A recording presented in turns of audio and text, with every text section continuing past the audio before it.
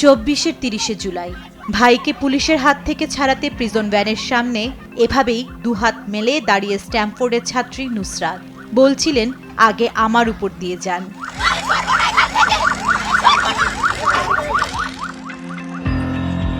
ওই সময় কেউ কল্পনাও করতে পারে নাই যে এরকম কেউ স্টেপ নিবে। আমি নিজেও হয়তো ওই ঘটনাটাকে কল্পনা করতে পারি না যে আমি এরকম একটা স্টেপ নিব, কারণ যখন ওই সিচুয়েশনটা আমার সামনে অ্যারাইজ হয়েছে তখন আমি ফিল করতে পারছি যে এটা আমার করা প্রয়োজন, এটা আমার কর্তব্য, আমার নৈতিক দায়িত্ব।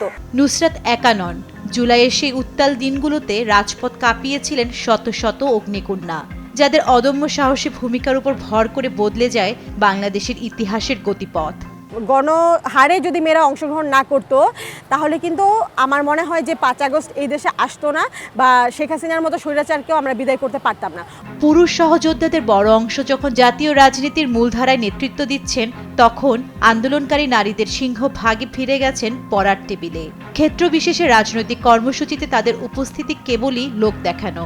বাড়তি হিসেবে ভাগ্যে জুটেছে অনাকাঙ্ক্ষিত অনলাইন ট্রলিং আর সামাজিক বুলিং। মানে পুরুষরা অনেক বেশি ডোমিনেটিং থাকে, তারা মনে করে যে তারাই সব বোঝে, তারাই সব জানে, আর নারীরা শুধু মিছিল করবে, তারপরে মানববন্ধন করবে, রাজুতে দাঁড়াবে। এখন স্লাশিমিং এবং হ্যারাসমেন্টটা আগের চেয়ে অনেক বেশি বেড়ে গেছে। তো নারীরা আসলে সামনে আসতে এই জিনিসটাতে অনেক বেশি ভয় পাচ্ছে। নীতি নির্ধারণে উপেক্ষিত হওয়ার ক্ষোভ আছে, তবে তা হতাশা নয়, বরং এক ধরনের বাস্তবতা অনুধাবন।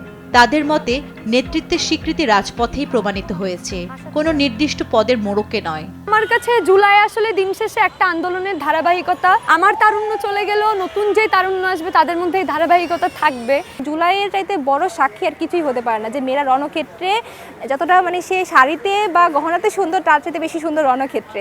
এই নারীদের বার্তা পরিষ্কার, জুলাই কোনো সাময়িক আবেগ ছিল না, এটি একটি চেতনা। ক্ষমতার সমীকরণে হয়তো আজ তারা পেছনের সারিতে, কিন্তু ইতিহাস জানে সংকটকালে কারা গর্জে উঠেছিল। অধিকার রক্ষার যে কোনো সময় রাজপথের সামনে প্রস্তুত এসব অগ্নিকন্যারা।